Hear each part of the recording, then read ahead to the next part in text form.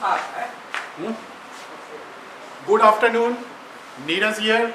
I welcome you in the class of Sales and Distribution Management. The topic with which we are concerned in this class is compensation for the sales force. As we all know that the whole sales management syllabus is divided into two broad parts. The first part is concerned with designing or planning part. Second part is concerned with management or executing part. In planning part of the sales management or designing part, we have already covered four important aspects. We started with Salesforce objective, then we moved to Salesforce Salesforce strategy, then Salesforce structure, then Salesforce size. We have already covered these four aspects. Today we covered Salesforce compensation. Let me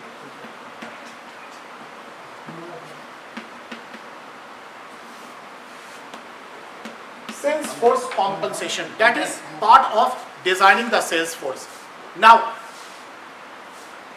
compensation, as we all know, compensation is how much vital to attract and retain quality salespeople in the organization.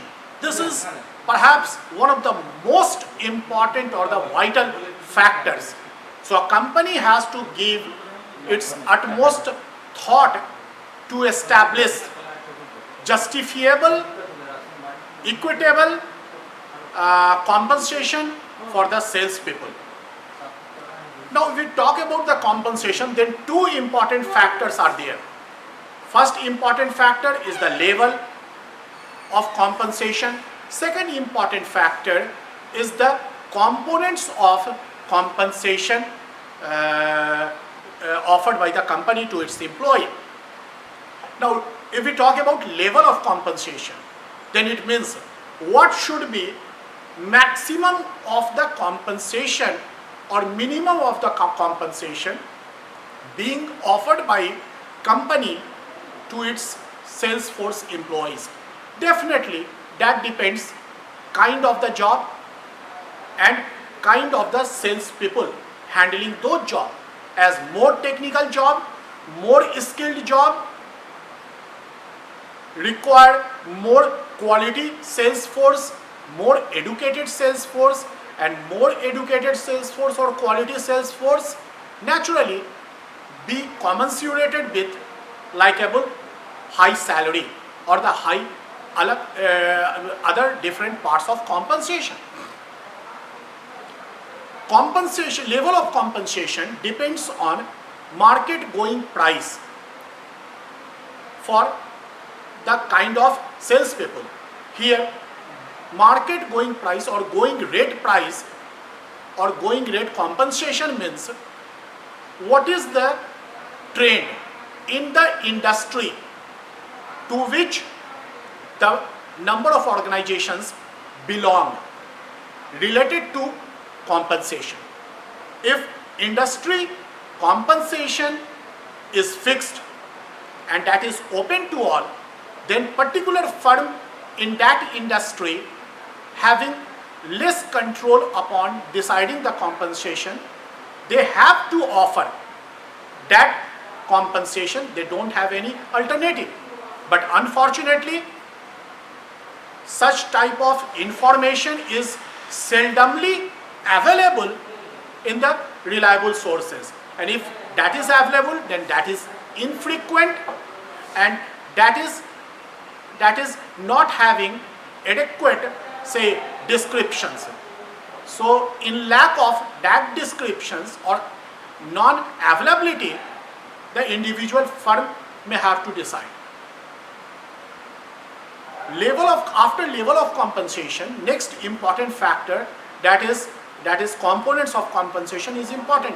Here company has to decide four different components of compensation for its salespeople. First component can be termed as fixed proportion of the compensation. Second one is variable proportion. Third one is expense allowances, and fourth one is benefit. Now, four different type of elements of compensation are there. First one is fixed element. Fixed element belongs to salary, that is fixed part given to the sales employee. The another one is variable proportion, that might be incentive, that might be profit sharing, or that might be bonus, variable proportion. Now the third one is, say, expense allowances. A sales people has to spend many type of expenses like traveling, lodging, fooding, entertaining, etc. For meeting with all these expenses, they must be compensated. So that benefit is offered by the company in the form of expense allowances. And the last one is, last component is benefit. A number of benefits related with the compensations are offered by the company to its salespeople, like sickness benefit, accidental benefit, fringe benefit, or say gratuity, or pension, or like insurance, insurance benefits. So a number of benefits are there. These all benefits are important for job, for giving a sense of job security and a sense of motivation in the employees.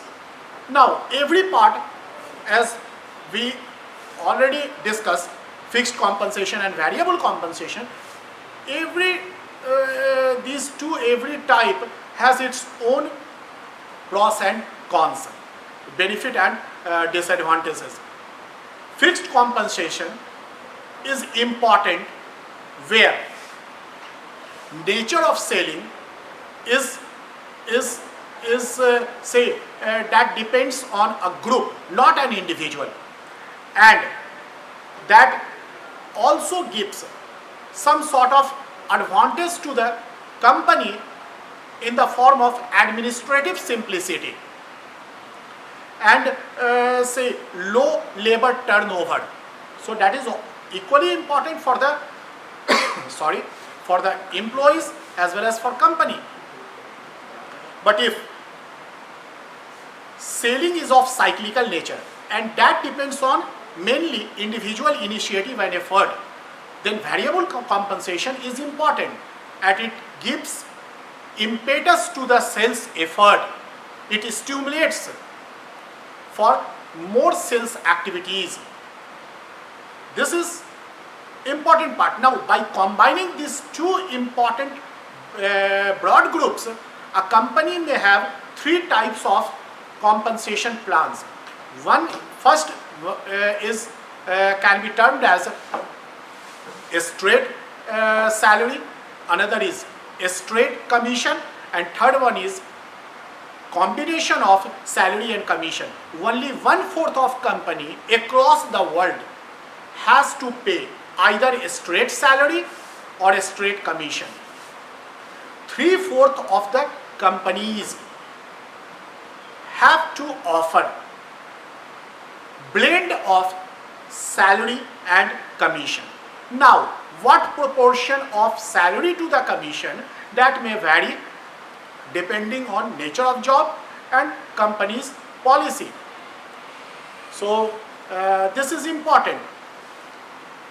A recent trend related to the variable salary is going on in the world. Particularly that trend has been developed in last 2 decades, that variable compensation might be associated with a number of strategic goals of the company.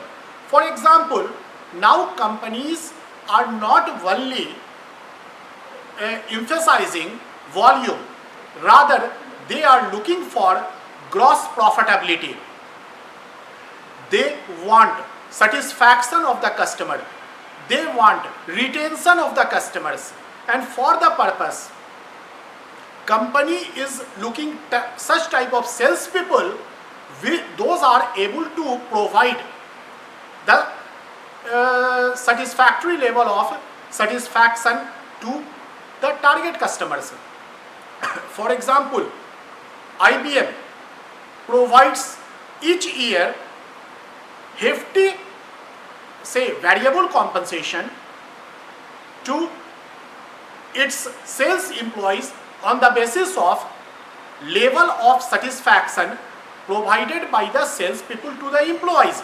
And how they track, how the company tracks it, the company has to go for survey of the customers, and the outcome of survey might be about the relative efficiency of employees, sales employees, in terms of providing satisfaction to the customers. So I think that might be suffice for compensation for the sales people. Now second part is after designing, second part is managing the sales force. As in designing 5 different elements were there, in managing also 5 different elements are. If time will permit, then definitely we will discuss one by one. These 5 elements I would like to narrate over here one by one. The first one is recruitment and selection of the salespeople. Second one is training and development. Third one is supervision. Fourth one is motivation. And fifth one is evaluation. These 5 important elements are there to manage the sales force. Very important. And we have to discuss in length as per your syllabus. Today we will cover, since we are having only 4 minutes, so in that 4 minutes we have to cover the first part of sales force management, that is recruitment and selections. As we know that one survey revealed that top 27% of salespeople generated 58% of sales of the company. So this shows how much this one is important to have quality salespeople in the organizations. These quality salespeople are very important to attract and retained by the company through right recruitment and selection process. Now question arises, how company may know quality of effective salespeople? So few approaches are there. At first approach, company may ask to customers that what quality they want to see in the salespeople. Most of the customers want to see, say, trustworthy, knowledgeable, friendly behavior, problem solving approach of the salespeople. One scholar named as Charles Garfield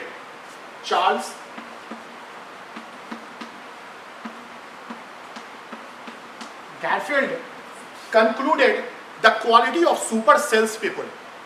He concluded that super salespeople are excellent in good planning, sales planning. They are excellent in presentation and demonstration of product and say customer understanding. They are very good in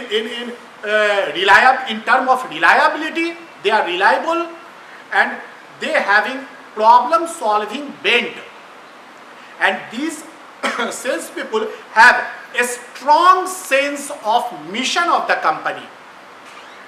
Another important name comes here, that is Mayer and Greenberg. They concluded that 2 important traits or characters of any salespeople in the world. These 2 important traits, the first one is empathy and the second one is ego drive.